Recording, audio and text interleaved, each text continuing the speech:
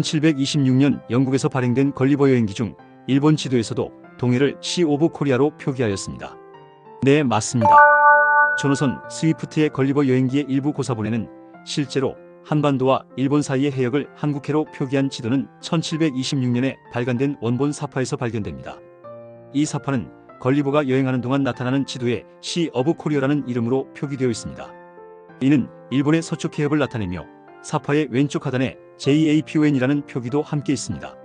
사파에서 시 오브 코리아라는 명칭은 당시 유럽에서 한국을 지칭하는 방식 중 하나로 한국의 위치를 나타내는 지리적 요소로 사용되었습니다.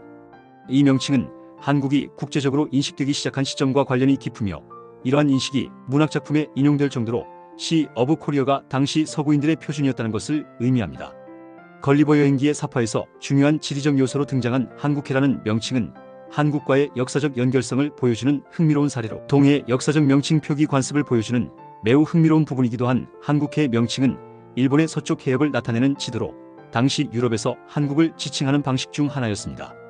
한국에서는 동해로, 국제적으로는 일본해로 알려져 있지만 오래된 유럽 지도에서 한국해로 표기된 것은 주변 해역에도 한국이라는 이름이 사용되었던 시대가 역사적, 지리적 사실이 있는 그대로 반영되었다는 것을 의미합니다. 시 오브 코리아의 명칭은 한국이 국제적으로 인식되기 시작한 시점과 관련이 있습니다.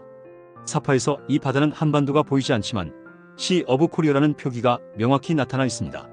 이는 한국의 해역이 당시에도 중요한 지리적 위치로 여겨졌음을 반증하는 근거이기도 합니다. 걸리버 여행기는 단순한 모험 이야기가 아니라 당시 사회와 정치에 대한 풍자적 비판을 담고 있습니다. 어쩌면 스위프트는 이 작품을 통해 인간의 위선과 사회의 부조리를 드러내고자 했으며 시 오브 코리아라는 표기는 이러한 풍자적 요소와 함께 한국의 위치를 강조하고자 했을 것입니다.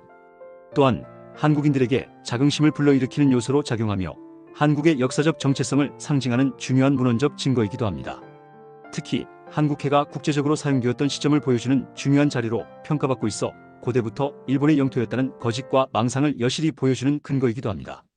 18세기 당시 유럽에서 한국은 상대적으로 잘 알려지지 않은 지역이었기 때문에 시 오브 코리아라는 표기는 한국의 위치를 명확히 하고 동해를 지칭하는 방식으로 사용되었습니다. 이는 한국이 국제적으로 인식되기 시작한 시점과 관련이 있으며 유럽인들이 동아시아에 대한 관심을 가지고 있었음을 알 수 있는 근거이기도 합니다. 이 시기 한국은 주로 중국과 일본을 통해 간접적으로 알려졌으며 유럽인들은 한국에 대한 정보가 부족하고 왜곡된 경우가 많았습니다. 이렇듯 걸리버 여행기에서의 한국해 표기는 일본해라는 말도 안 되는 주장이 국제적으로 광범위하게 퍼져 있는 현재를 살고 있는 우리 한국인에게 여러 가지 중요한 교훈을 제공하고 있습니다.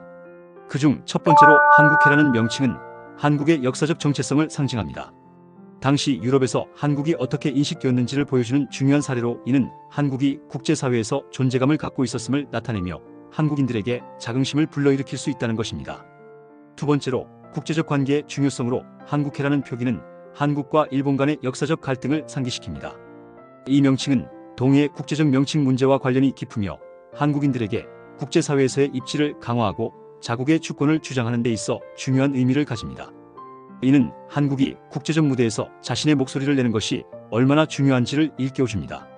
세 번째로 한국해라는 표기는 한국인에게 역사적 자긍심을 고취시키고 문화적 자각을 촉진하며 국제적 관계의 중요성을 일깨우고 비판적 사고를 기르는 데 기여하는 중요한 요소입니다. 이러한 교훈들은 현대사회에서도 여전히 유효하며 한국인들이 자신의 정체성을 확립하고 사회를 발전시키는 데 도움을 줄 수 있습니다.